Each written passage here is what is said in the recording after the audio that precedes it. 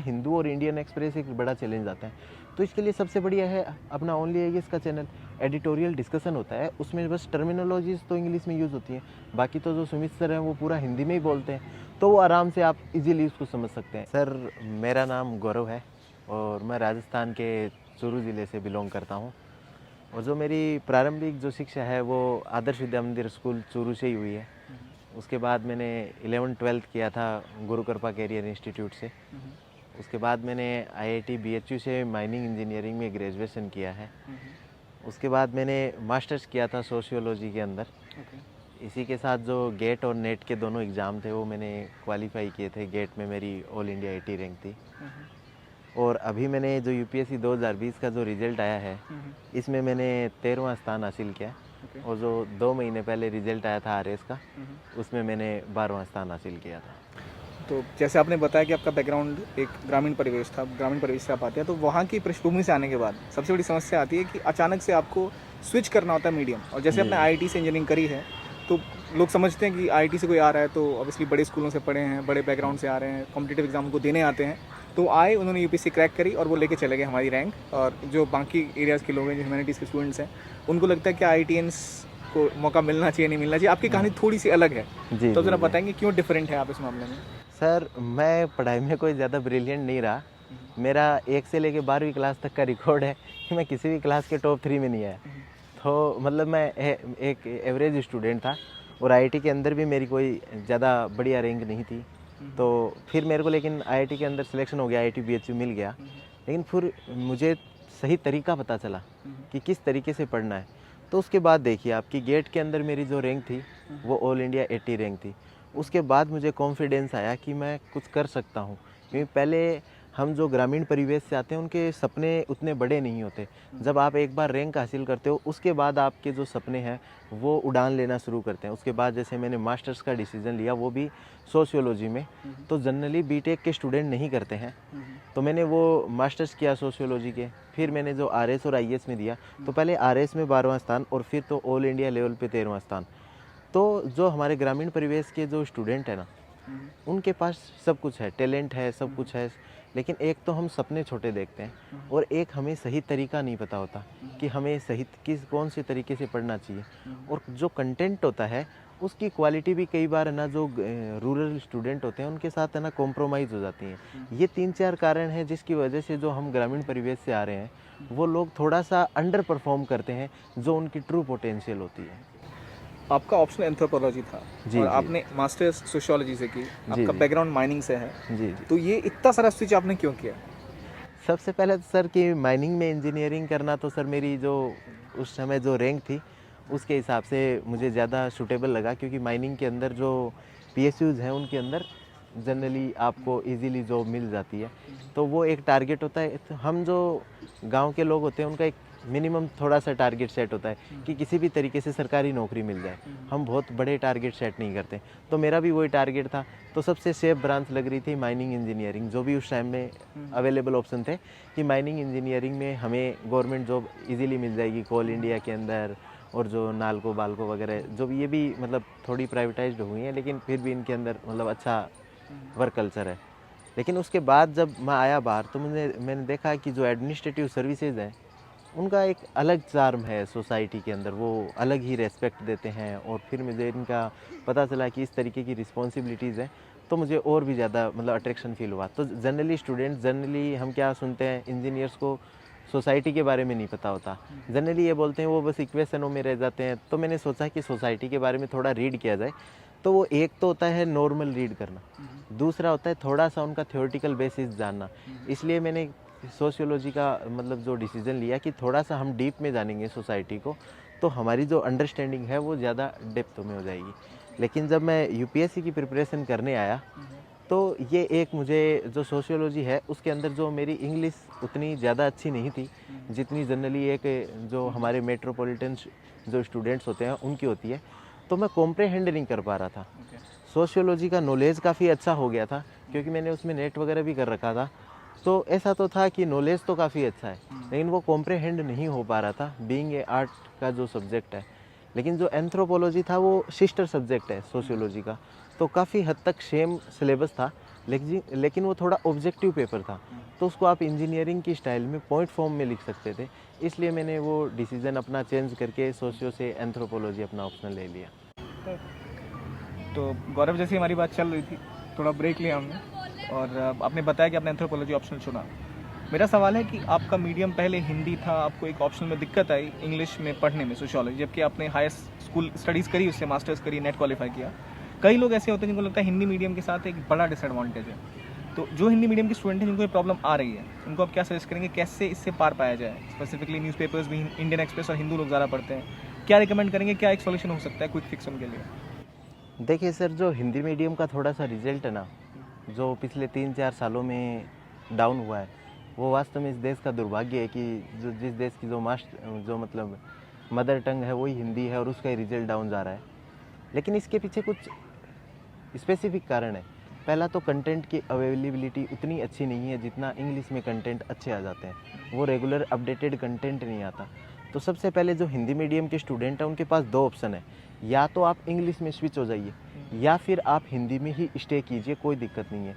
आप यदि हिंदी में स्टे कर रहे हैं तो आप एक बार जो इंग्लिश का स्टडी मटेरियल है उसको एक बार रेफ़र करते रहिए कि कोई हम ऐसी चीज़ तो नहीं छोड़ रहे जो इंग्लिश मीडियम के स्टूडेंट पढ़ रहे हैं। तो पहला तो ये चीज़ को आपको ध्यान रखना पड़ेगा। दूसरा, हिंदू और इंडियन एक्सप्रेस एक बड़ा चैलेंज आता है, तो इसके लिए सबसे बढ़िया है अपना ओनली आईएएस का चैनल। एडिटोरियल डिस्कशन होता है, उसमें बस टर्मिनोलॉजीज तो इंग्लिश में यूज़ होती हैं, बाकी तो जो सुमित सर हैं वो पूरा हिंदी में ही बोलते हैं, तो वो आराम से आप इजीली उसको समझ सकते हैं। तो वहाँ से भी जो हिंदी मीडियम के स्टूडेंट हैं वो जो इंग्लिश का कंटेंट है उसको हिंदी में समझ सकते हैं, तो वो कोई दिक्कत नहीं है। यदि फिर कुछ स्टूडेंट्स हैं जो हिम्मत कर सकते हैं कि हमें थोड़ी बहुत इंग्लिश आती है तो हम इंग्लिश की तरफ शिफ्ट हो जाएं, तो देखो मेंस तो हिंदी में इंग्लिश में आप लिख सकते हो, इंटरव्यू हिंदी में दे देना, कोई दिक्कत नहीं है। और जब आप मेंस इंग्लिश में लिखो तो आपको थोड़ी दिक्कत आएगी वोकेबलरी की। तो वोकेबलरी स्ट्रॉन्ग करने के लिए आप जो भी एनसीईआरटी है, जैसे 6th की एनसीईआरटी, 7th की, सभी एनसीईआरटी उठाइए, सभी सब्जेक्ट की उठाइए, और उनके लास्ट में 1, 2 या 3 पेज आते हैं जहाँ पे उस सब्जेक्ट की सारी टर्मिनोलॉजीज लिखी होती हैं। उन सारी टर्मिनोलॉजीज़ को पीछे से पेजेस को फाड़ लीजिए, और फिर आप क्या कीजिए, आपके पास है ना ये 15, 20, 25 पेज के एक नोट से हो जाएंगे, मतलब टोटल ओवरऑल 50 पेज हो जाएंगे। उसको आप डेली रखिए, उसको पढ़ते रहिए। तो आपको जो इंग्लिश में देखो नॉर्मल ग्रामर है वो तो सभी को आती है, और पॉइंट फॉर्म लिखने के लिए कोई बहुत ज़्यादा इंग्लिश की ज़्यादा ज़रूरत नहीं है। जब मैं कर सकता हूँ तो बाकी सब भी कर ही सकते हैं। बस थोड़ी सी दिक्कत आती है वोकेब वाली, तो वोकेब वाली दिक्कत इस तरीके से बिल्कुल दूर हो जाएगी। तो गौरव, एक और पॉइंट था कि आपने जो प्रिपरेशन करी, ये आपका कौन सा आइटम था? ये मेरा यूपीएससी में फर्स्ट अटेम्प्ट ही था, लेकिन मैं मेरे जो व्यूवर्स हैं उनको बताना चाहूँगा, इससे पहले मैंने आरएस की भी मैं प्रिपरेशन कर रहा था। तो मैंने आरएस 2018 में 12वां स्थान किया, तो 1-1.5 साल की प्रिपरेशन मेरी वहाँ भी थी। उसके बाद मैंने यहाँ यूपीएससी में अगस्त 2019 से तैयारी करना स्टार्ट किया था, तो यहाँ मेरी लगभग 1 साल की प्रिपरेशन रही थी। देखिए, आपने इतना कुछ मैनेज किया, मास्टर्स किया, नेट किया, गेट किया, तो आपने जब भी प्रिपरेशन करी, ऐसा मुझे लग रहा है कि आपके साथ कोई कुछ ना कुछ था, मतलब आप हमेशा एक बैकअप लेके चल रहे थे और साथ में कुछ कर रहे थे। तो उस केस में टाइम मैनेजमेंट एक बड़ा इशू होता है। ऐसा लग रहा है कि आपकी रैंक बहुत अच्छी आई है, आपने क्वालिफाई किया है, तो लोगों को लगेगा आपने पिछले साल पढ़ना शुरू किया फॉर्म भरने से 2 महीने पहले, और ये आपका रिजल्ट है, ये आपका पहला अटैम्प्ट है। नॉर्मली ऐसा ही होता है, लेकिन आपने जैसे बताया आपने पहले भी तैयारी करी थी, आरएस की हो गई, या आपने जब नेट वगैरह के लिए पढ़ा होगा तो गेट के लिए भी आपने एडिशनल नॉलेज गेन करी होगी। जो लोग एडिशनल चीज़ें कर रहे हैं, या तो कोई हार्ड स्टडीज़ कर रहा है, साथ में प्रिपेयर कर रहा है, कुछ कोई जॉब कर रहे हैं, प्रिपेयर कर रहे हैं, टाइम मैनेजमेंट बहुत बड़ा इशू होता है। आपने टाइम को कैसे मैनेज किया? क्या आपका रूटीन हुआ करता था? आई मीन टू से कितना आपने टारगेट किया कि वीकली टारगेट्स हो गए, तो कैसे वो मैनेज किया आपने? सर देखो, टाइम मैनेजमेंट बहुत ज़रूरी है, क्योंकि मेरे जो अभी पिछला जो मेरी जर्नी रही है उसमें एक बार में मल्टीपल टास्क आ गए थे कि आपको गेट का पेपर भी देना है, नेट का भी देना होगा, मास्टर्स भी है, साथ में आरएस की प्रिपरेशन, आईएएस की प्रिपरेशन ये। तो इसमें आप देखिए कि आपका मेन टारगेट क्या है। जैसे मेरा मेन टारगेट था कि यूपीएससी को क्लियर करना है, तो आरएस के लिए मैं केवल वही सब्जेक्ट ज़्यादा अच्छे से पढ़ता था जो यूपीएससी में भी कॉमन हो, और जो दूसरे सब्जेक्ट्स होते हैं उनको कम पढ़ता था। और दूसरा, टाइम मैनेजमेंट मेरा ऐसा होता था कि जो आप सुबह सुबह जब आपका फ्रेश दिमाग है तब आप करंट अफेयर, फैक्ट्स वगैरह जो भी है उनको रीड कीजिए, क्योंकि दिमाग को रात को 7-8 घंटे सोया हुआ है, वो एकदम फ्रेशनेस है। तो मैं जो भी नई इन्फॉर्मेशन मुझे गैदर करनी होती थी, मैं जो मॉर्निंग की शिफ्ट होती थी उसमें कर लेता था। जब एक बार ये 12-1 बज गया, उसके बाद मैं नया कुछ भी नहीं पढ़ता था। उसके बाद जो मैं बेसिक फाउंडेशनल जो मैंने पढ़ा है, मेरा ये होता था कि आप कितना भी आगे बढ़िए, लेकिन पीछे वाला यदि आपका साफ होता गया तो फिर उस जर्नी का कोई मतलब नहीं है। तो मैं यही करता था जनरली कि जैसे कि जो सेकंड हाफ होता था उसमें केवल जो पहले जो चीज़ें पढ़ी हुई है उन्हीं को पढ़ता था। तो उससे क्या होता था, वो एक रिवीजन भी हो जाता था और एक रेगुलर प्रैक्टिस होती थी कि पीछे का तो कुछ नहीं भूले, सुबह के 5-6 घंटों में ना नया ऐड होता जा रहा है। तो एक कॉन्फिडेंस बिल्डअप होता था कि हर दिन ना हम और बेटर होते जा रहे हैं और बेटर होते जा रहे हैं। तो ये तरीका लोग फॉलो कर सकते हैं। मतलब डेली का डेली रिवीजन आप साथ साथ करते जाते थे। बिल्कुल। तो जो सेकंड हाफ होता था वो हमेशा रिवीजन के लिए होता था कि कल वाला कर लिया, उससे पहले वाला कर लिया, उससे और पहले वाला, मतलब जितना भी आपको लगे कि ये चीज़ तो मेरे दिमाग में नहीं आ रही। आज जैसे मैं ऐसे बैठे बैठे विचार आ गया मुझे कि मुझे इमरजेंसी के सारे प्रोविजंस अच्छे से याद नहीं है, तो मैं क्या करूँगा, जो सेकंड हाफ है उसमें इमरजेंसी पढ़ लूँगा। तो मेरे को जितने भी टॉपिक्स आएंगे ना, तो हमारे दिमाग की एक खास बात होती है, जो भी कमज़ोर टॉपिक होता है हमारा वो हमें हिट करता रहता है। तो वो मुझे सेकंड हाफ में मैं हर कमज़ोर टॉपिक को ठीक करने की कोशिश करता था और मॉर्निंग में नया नया पढ़ने की कोशिश। आपने कोई ऐसी लिस्ट भी बनाई थी वीक टॉपिक्स की या फेयर टॉपिक्स की जो आप रिवाइज करते थे बाद में? जी जी बिल्कुल, जो वीक टॉपिक्स की एक बिल्कुल लिस्ट होती थी, मैं एकदम सब्जेक्ट्स को उठाता था और एकदम डिटेल्ड सिलेबस उठाता था। जैसे कि जियोग्राफी उठाया तो उसमें जियोमॉर्फोलॉजी, क्लाइमेटोलॉजी, ओशियनोग्राफी, बायोजियोग्राफी इस तरीके से डिवाइड है। फिर क्लाइमेटोलॉजी में देखा कि मैंने इंडियन मानसून है, जेट स्ट्रीम है, ये उनमें से यदि जो जेट स्ट्रीम कमज़ोर है तो मैं पूरा चैप्टर क्लाइमेटोलॉजी का नहीं पढ़ता, क्योंकि वो एक ज़्यादा टाइम कंज्यूम कर लेगा। जेट स्ट्रीम में मुझे कम समझ में आई है तो मैं उसी को पढ़ता था। ये भी इंपॉर्टेंट एक टिप है कि अगर किसी को रिवाइज करना है बहुत सारा, तो लोग कहते हैं हम कैसे एनसीईआरटी जितनी रिवाइज करें या कैसे लक्ष्मीकांत पूरी रिवाइज करें, तो कंपैरेटिवली आपका जो टॉपिक वीक है, फॉर एग्जांपल उसी अक्सर को- पार्लियामेंट चैप्टर लोगों को याद नहीं रहता, मोशंस याद नहीं रहते, कट मोशंस या कौन से बिल्स बिल्कुल कब आते बिल्कुल हैं, बिल्कुल वो सबके साथ जनरल टॉपिक्स हैं, बिल्कुल, तो वो लोग लिस्ट बनाते हैं। तो आपने भी कुछ ऐसा ही किया होगा उसके लिए? बिल्कुल वो लिस्ट आपको बनानी पड़ेगी, क्योंकि आप पूरा सिलेबस पढ़ोगे। अब जैसे प्रीएम्बल है वो तो सभी को याद हो गया होगा अब तक, और जो फंडामेंटल ड्यूटीज़ हैं, राइट्स हैं, वो तो सभी को याद है। अब हम पढ़ना स्टार्ट करते हैं तो जनरली हम क्या करते हैं कि उन्हीं टॉपिक्स को पढ़ते हैं। जब तक पार्लियामेंट आता है तब तक हमारी जो एनर्जी है वो डाउन हो जाती है, हम दूसरे सब्जेक्ट पे शिफ्ट होने की कोशिश करते हैं। तो ऐसा मत कीजिए आप पहले। और इसके लिए कैसे पता चलेगा कौन सा टॉपिक मजबूत है, कौन सा कमज़ोर है, तो आप टेस्ट सीरीज लगाइए। और फिर कोई आजकल तो ऑनलाइन टेस्ट सीरीज चलती है तो वो लगाइए, उससे आपको पता चल जाएगा कि पॉलिटी में कितने आंसर गलत हैं, इकोनॉमी में कौन से, और वो पर्टिकुलर कौन से सेक्शन से गलत हैं। तो उससे आपका अच्छा एनालिसिस हो जाएगा, ताकि आपको पढ़ने में, देखो अब आप हार्ड वर्क से ना रैंक हासिल नहीं कर सकते, आपको स्मार्ट वर्क तो करना पड़ेगा। तो आज के टाइम पे टेक्नोलॉजी ऐसी चीज़ है जो आपके वर्क को स्मार्ट बनाती है। तो थोड़ा सा टेक्नोलॉजी का इनपुट लीजिए। आजकल जैसे यूट्यूब पे आपका चैनल है और बहुत सारे जो आईएएस वगैरह हैं वो ना हम अपनी टिप्स देते हैं। तो मतलब आप सोचिए कि मैं पिछले 3-4 साल की जर्नी है उसको मैं मेरे यूट्यूब चैनल पे आके मैं यदि आपको 2 घंटे के अंदर बता रहा हूँ तो वो कितनी, मतलब कि आपके लिए कितने वो वैल्यूएबल 2 आवर्स होंगे। तो हमेशा आप ये सोचिए कि जो आपके सीनियर्स हैं जिन्होंने ये पूरा रास्ता देख लिया है, उन्हें पता है इस रास्ते के थ्रू कैसे निकलते हैं, कहाँ गलतियाँ करते हैं, कहाँ नहीं करते, तो वो हमारे लिए कितना हेल्पफुल होगा। अब आप सोचिए कि आपको जयपुर से दिल्ली आना है और आपके साथ एक आदमी ऐसा बैठा वो बताएगा यहाँ पे पहले ये डिस्ट्रिक्ट आएगा, फिर ये आएगा, ये आएगा, इस तरीके से चलते जाइए। तो आपको केवल गाड़ी चलाने पे फोकस करना है, बाकी कुछ नहीं देखना आपको। वहीं पे दूसरा, यदि आप अननोन हो तो आपको रास्ते का भी पता होना चाहिए कि कहाँ जा रहा हूँ, बाकी गाड़ी को कंट्रोल करना है, बाकी सब चीज़ें आपको एक साथ मैनेज करनी पड़ती हैं। तो ये री इन्वेंशन ऑफ व्हील मत कीजिए। टॉपर्स के यदि अच्छे नोट्स मिल रहे हैं, बिल्कुल उन नोट्स को फॉलो कर लीजिए। मैंने भी बहुत सारे टॉपिक्स ऐसे थे जो टॉपर्स के नोट्स में अच्छे थे, उनको कॉपी कर लिया। अब मेरे जो नोट्स हैं उन पे किसी को अच्छा लग रहा है तो उनको वहीं से कॉपी कर ले, वापस से ना आविष्कार करने की कोई ज़रूरत नहीं है। दूसरा, टॉपर्स की जो एडवाइस है उसको सुनिए, क्योंकि उन्होंने 3-4 साल करके कुछ, हो सकता है कि आप टॉपर्स ने आपको 20 एडवाइस दी, सारी आपके लिए काम की नहीं होंगी, लेकिन 2-4 तो ज़रूर काम की होंगी, वो 2-4 पिकअप कर लीजिए। आपका ज़्यादा, अब जैसे हमारे ये लिंकन सर थे जो, उन्होंने बताया था कि यदि मेरे को 6 घंटे मिले कुल्हाड़ी का जो पेड़ काटने के लिए, तो मैं 4 घंटे कुल्हाड़ी को शार्प करूँगा, कि मतलब मेरा एक प्लानिंग बनाऊँगा, मेरी एक स्ट्रेटेजी बनाऊँगा। और यूपीएससी में जनरली दिक्कत यही होती है कि बहुत ज़्यादा इंटेलिजेंट लोग भी इसमें तैयारी करते हैं, लेकिन वो अपनी स्ट्रेटेजी नहीं बनाती। तो हमें किसी सीनियर के साथ, हमें किसी मतलब कि जो ऐसा स्टूडेंट है जो 4-5-6 बार दे चुका है उनके साथ, या अपने टीचर्स के साथ मिलके या अपने मेंटर के साथ मिलके एक अपनी स्ट्रेटेजी बनानी चाहिए, उसके बाद पढ़ाई करना चालू करना चाहिए। इससे रिलेटेड क्वेश्चन है कि जैसे टारगेट्स होते हैं और लोगों के साथ होता है ऐसा है कि लोग प्रीलिम्स की टेस्ट सीरीज लगाने सोचते हैं, मेंस के आंसर लिखने बैठते हैं।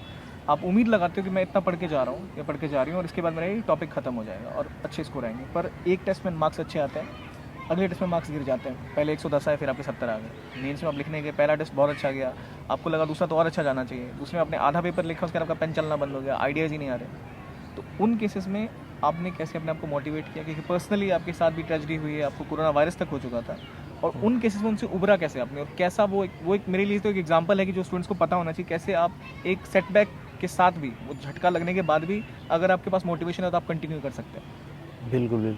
तो जो ये नेगेटिव साइकिल्स हैं, वो तो देखो इस इतनी लंबी प्रिपरेशन है, आएँगी। डिप्रेशन भी आ सकता है, आपको क्विट करने का मन भी कर सकता है। आपको लगेगा ये 2 टेस्ट में बढ़िया परफॉर्मेंस, फिर 2 में घटिया क्यों? या तो हमारी प्रिपरेशन चाहिए। लेकिन ये आर्ट्स का एग्ज़ाम है, मतलब सब्जेक्ट है। जो आपने पढ़ा है वो आपके लिए ईज़ी है, जो आपने नहीं पढ़ा वो आपके लिए हार्ड है। लेकिन कभी टेस्ट सीरीज़ को इस पर्सपेक्टिव से मत जाइए कि मेरे कितने नंबर आ रहे हैं। आपको मार्क्स कभी नहीं देखने। मेरा हमेशा से एक ही पर्सपेक्टिव होता था कि टेस्ट सीरीज़ में जाओ, जैसे प्रीलिम्स में जाता था मैं, बस मेरा एक ही पर्सपेक्टिव होता था, आज कुछ 50 एक चीज़ें नई सीख के आ गए ना, तो वो एग्ज़ाम में उनमें से एक भी रिपीट होगी तो मज़ा आ जाएगा। तो आप है ना, मतलब इस तरीके से जाइए कि आप एक ऐसी, मतलब आपको ना 50 यूपीएससी ने क्वेश्चन डाल दिए, उसमें से एक क्वेश्चन यूपीएससी ज़रूर पूछेगी, और आप उसमें खोजिए कि यार क्या कोई क्वेश्चन ऐसा है जो मेरा नहीं पड़ा हुआ। इस अप्रोच से जाएंगे तो टेस्ट सीरीज इंटरेस्टिंग लगेगी। और जो मेंस की बात कही आपने, तो मेंस में तो सर मैं, यदि मुझे कुछ भी नहीं आता था ना, फिर भी मैं लिखने की कोशिश करता था, क्योंकि मुझे पता था कि यूपीएससी भी ऐसे 4-5 बाउंसर ज़रूर मारेगी, जो मुझे नॉलेज नहीं होगा फिर भी उनके बारे में लिखना पड़ेगा। तो जनरली मैं ऐसे ही, मतलब कि यदि जैसे इथिक्स का पेपर तो मैंने बहुत बार ऐसे दिया था जब मैं पढ़ाई नहीं की हुई थी, फिर भी मैं इथिक्स के पेपर लिख के आया था, और वो मुझे रियल एग्जाम में हेल्प भी किया। इथिक्स में मेरे one of the highest marks आए हैं, और जीएस स्कोर, जो जीएस का मेरा स्कोर है वो 430 के पास रहा है, जो इस साल थोड़ा रेयर था। तो वो इसी चीज़ से हुआ कि मैं अननोन क्वेश्चनों को भी पेपर में जाके ये नहीं सोचता था मुझे नहीं आ रहा, नेगेटिव एनर्जी खुद को नहीं देता था मैं, कि बस उसको ज़्यादा से ज़्यादा, मतलब कि पढ़ने की कोशिश करेंगे और नया सीखने की कोशिश करेंगे। और तीसरा सेटबैक्स वाली बात है। तो देखो ये जो लाइफ है ये एक ड्रीम, वो लैंड नहीं है कि आप यहाँ पे आओ कुछ भी ड्रीम करो वो आपको मिलता जाएगा। यहाँ पे आपको जीवन में बहुत सारी प्रॉब्लम्स आएंगी, वो आपको चैलेंज आएंगे, उनको आपको एक्सेप्ट करना है और उसके बाद मजबूती से खड़ा होना है। जैसे मैंने आपको बताया था कि मैं खुद कोरोना से एडमिट हुआ था हॉस्पिटल में, फिर उसके बाद मेरे ताऊ जी 2 महीने हॉस्पिटल में एडमिट रहे थे, मैं उनके साथ ही मतलब रहता था, और फिर उनकी डेथ हो गई थी। फिर हमने उनका जो लास्ट अंतिम संस्कार वगैरह किए, उसके 15 दिन बाद ही यूपीएससी के अंदर मेरा इंटरव्यू था। हालांकि इंटरव्यू में थोड़े से मार्क्स मतलब मुझे कम लग रहे हैं, 173, परंतु फिर भी मैंने कि मतलब ऐसे होप लूज़ नहीं की। मैं कहा कि जिंदगी जो एक्सपीरियंस है हमने बहुत कुछ सीखा है। इस 2.5 महीने में भी जिस तरीके से उनकी बहुत बार तबीयत बहुत क्रिटिकल हो जाती थी, मतलब ऐसे सेचुरेशन, ऑक्सीजन सेचुरेशन 40-50 तक पहुंच जाता था, फिर हमें वापस जो मेडिसिन लेते थे जल्दी से डॉक्टर को बुला के लाते थे। तो स्ट्रेस हैंडल करने की जो मतलब जो क्वालिटी डेवलप हो गई थी, क्यों लगातार 2 महीने आईसीयू में रह रहे थे, तो मैंने सोचा कि जो हमने कुछ सीखा है वहाँ से, कोई भी आपदा आती है तो आपके अंदर कुछ ना कुछ गुण ज़रूर डाल के जाती है। मैंने कहा उन्हीं का यूटिलाइज़ करेंगे इंटरव्यू के अंदर, नॉलेज चाहे कम हो। तो ये चीज़ हमें हमेशा करनी चाहिए। कुछ भी सेटबैक है वो आपको लाइफ में कुछ ना कुछ ज़रूर देके जाएगा, बस उसको पॉजिटिव वे में यूज़ करना है आपको। मैं आपसे ये पूछना चाहूँगा, जब आप इंटरव्यू देने गए और आपको इतनी बड़ी फिजिकल प्रॉब्लम थी, आपने उसको बीमारी से लड़े और आप रिकवर हुए, फिर घर की ट्रेजेडी थी, फिर इंटरव्यू दिया, और हमेशा 99% स्टूडेंट का ऐसा हाल होता है कि इंटरव्यूज़ के बाद उन्हें पता नहीं होता कि हमारा सिलेक्शन होना ही नहीं होना है। आप, ये एक नॉर्मल यूपीएससी का रूल है, आप अगला अटेम्प्ट सोचते हो ज़रूर। तो वहाँ से जब आप इंटरव्यू दे के आए और प्रीलिम्स जस्ट पास था और आपके साथ ट्रेजेडी हुई, तो आपको लगा कि शायद मेरा ना हो, शायद मुझे प्रिपेयर करना चाहिए अगले साल के लिए, नहीं करना चाहिए, या राजस्थान सर्विसेज ज्वाइन करने का भी टाइम आने वाला था आपका, या आपको वो ज्वाइन कर लेना चाहिए, ऐसा क्या आपके दिमाग में चल रहा था उस टाइम? जी सर, जो मेरे ताऊ जी थे जिनकी डेथ हुई थी, वो मुझे सभी जो मेरे एग्ज़ाम्स होते थे आरपीएससी के, यूपीएससी के मेंस वगैरह, वो ही दिलाने लेके जाते थे। जो आरपीएससी का इंटरव्यू था वो भी मुझे वो ही दिलाने लगे। अनफॉर्चुनेटली यूपीएससी का नहीं दिला के ला पाए, तो हमेशा वो जाते थे, तो मुझे एक बहुत ज़्यादा सेटबैक हो गया था। तो मैंने केवल वो बस इतनी एनर्जी स्टोर की थी कि मैं यूपीएससी का जो इंटरव्यू है उसको अच्छे से दे लूँ, और उसके बाद मैंने इंटरव्यू के बाद मैंने प्रिपरेशन अपनी ऑलमोस्ट छोड़ दी थी, क्योंकि मैं स्टडीज़ में कंसंट्रेट नहीं कर पा रहा था, और जो प्रीलिम्स का टाइम था वो भी काफ़ी कम था। तो मैंने सोचा था कि ये 2021 का अटेम्प्ट है, उसको स्किप करूँगा, क्योंकि मेरी तैयारी इतनी अच्छी नहीं थी। और बाकी मैंने फिर सोचा कि आरएएस के अंदर हमें अच्छी पोस्ट मिल रही है, तो उसमें एक बार सेटल हो जाते हैं, फिर जब भी मतलब कि घर का माहौल ठीक होगा, मेंटल कंडीशन सही होगी, तो वापस से यूपीएससी की तैयारी करेंगे। लेकिन बाय गॉड ग्रेस वापस तैयारी करने की वो नहीं अब है। जैसे आपने बताया इतना स्ट्रेसफुल आपके साथ टाइम बीता पिछला कुछ महीना, और फिर प्रिपरेशन अपना खुद का एक स्ट्रेस लेके आता है आपको। हर हफ्ते एक टेस्ट होता है, हर महीने एक टेस्ट होता है, आपको डर लगता है नंबर कम आ रहे हैं नहीं आ रहे हैं, कैसे आगे बढ़ेंगे। उसके साथ ये पर्सनल प्रॉब्लम्स आ रही है, कोरोना वायरस पेंडेमिक सब ने झेला है। और इन सब टाइम्स में जब आप बहुत ज़्यादा स्ट्रेस्ड हो जाते थे तो अपने आप को मोटिवेट करने के लिए या फिर एंटरटेन करने के लिए आप क्या करते थे? सर एक बस मैं अपने आप से अंदर से एक बात बोलता था कि यदि ऊपर वाला है वहाँ पे एग्जिस्ट कर रहा है, वो आपसे कुछ छीन रहा है तो आपको देगा ज़रूर। मतलब आपको एक ना आपकी इंजॉयफुल लाइफ की जगह आपको स्ट्रेसफुल लाइफ दे दी, तो आपसे वो छीन रहा है इंजॉय के मोमेंट्स, तो वो आपको देगा ज़रूर। और जैसे मेरे ताऊ जी हमेशा कहते थे जितना बड़ा हवन करोगे आप उतनी बड़ी आहुतियाँ देनी पड़ेंगी आपको। तो ये यूपीएससी का तो आपको पता ही है कि भारत का सबसे बड़ा एग्ज़ाम है, तो उसका हवन भी उतना ही बड़ा था, तो आहुतियाँ तो देनी थी। तो मुझे कभी उस चीज़ से दिक्कत नहीं थी कि मैं एंजॉय नहीं कर पा रहा या बहुत स्ट्रेसफुल लाइफ है या कुछ भी है।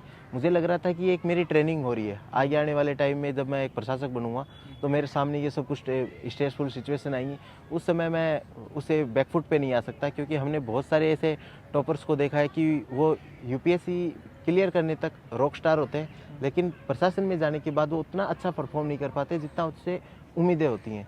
तो ये जो स्ट्रेसफुल सिचुएशन आती है वो आपके एक पार्ट एंड पार्सल है लाइफ का, ताकि आप उसके लिए एकदम ट्रेंड हो जाओ। गौरव, अब एक इम्पॉर्टेंट क्वेश्चन जो सबसे इम्पॉर्टेंट होता है किसी भी रैंक के लिए, अगर आपका ऑप्शनल तैयार नहीं है, उसमें नंबर नहीं आए तो आप आगे नहीं बढ़ पाते। आपने बताया सोशियोलॉजी से एंथ्रोपोलॉजी में कि आपने स्विच किया और पूरी स्टोरी बताई उसके पीछे। मेरा सवाल है कि जो लोग अभी ऑप्शनल लेने की सोच रहे हैं, कुछ लोगों का प्रीलिम्स आने वाला है, अनडिसाइडेड है अभी तक कि क्या लें, और कुछ लोगों का ऐसा मूड होता है कि वो एक पर्टिकुलर सब्जेक्ट, फॉर एग्जांपल कोई हिस्ट्री पढ़ना चाहता है या लिटरेचर पढ़ना चाहता है, उसे सजेस्ट किया जाता है कुछ लोगों द्वारा कि नहीं अब ये ऑप्शनल ना लो, ये ले लो। तो कितना और कैसे एनालाइज करना चाहिए, क्या ऑप्शन हमें लेना चाहिए, कितना खुद का जो आपको इंटरेस्ट आ रहा है वो, और कितना यूपीएससी की रिक्वायरमेंट है, जो रियलिटी है वो और जो आप करना चाहते हैं वो, कैसे आपने बैलेंस बनाया और क्या स्टूडेंट को करना चाहिए आपके हिसाब से? सर सबसे पहले तो जो ट्रेंड चल रहा है ना यूपीएससी में, उसको ज़रूर फोकस करना चाहिए। मतलब हम यहाँ पे मतलब स्कॉलर बनने तो आए नहीं, हमें तो रैंक हासिल करनी है। तो रैंक हासिल करने के लिए कौन सा सब्जेक्ट अच्छा परफॉर्म कर रहा है, आप 3-4 सब्जेक्ट हो जिनकी सक्सेस रेट अच्छी है उनको देखिए। ऐसा मत देखिए कि जैसे कि फिजिक्स से थर्ड फोर्थ रैंक आ गई, इसका मतलब है फिजिक्स बहुत पॉपुलर हो गया। देखिए फिजिक्स से कितने स्टूडेंट्स निकले हैं, और आप देखिए आसपास के लोगों में कि उनकी सक्सेस रेशियो क्या है।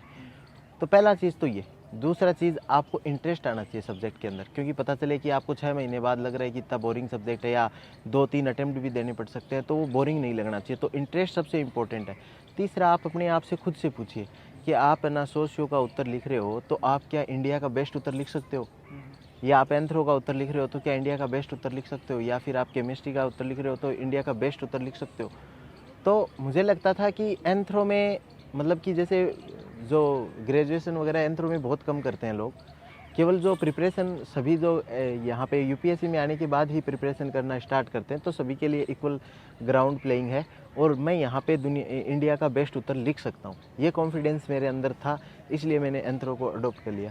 और फिर जब लोग बोलते थे कि नहीं बहुत ज़्यादा रिस्क है, एंथ्रो में स्टूडेंट बढ़ रहे हैं, ये एंथ्रो फॉल हो जाएगा, उसका कोई डर नहीं था। क्योंकि मुझे था कि यदि सब्जेक्ट फॉल भी हो तो ऊपर वाले जो लोग हैं, कुछ 25-30 लोग हैं, उनको कभी नुकसान नहीं होता, चाहे कोई भी सब्जेक्ट कितना भी फॉल हो।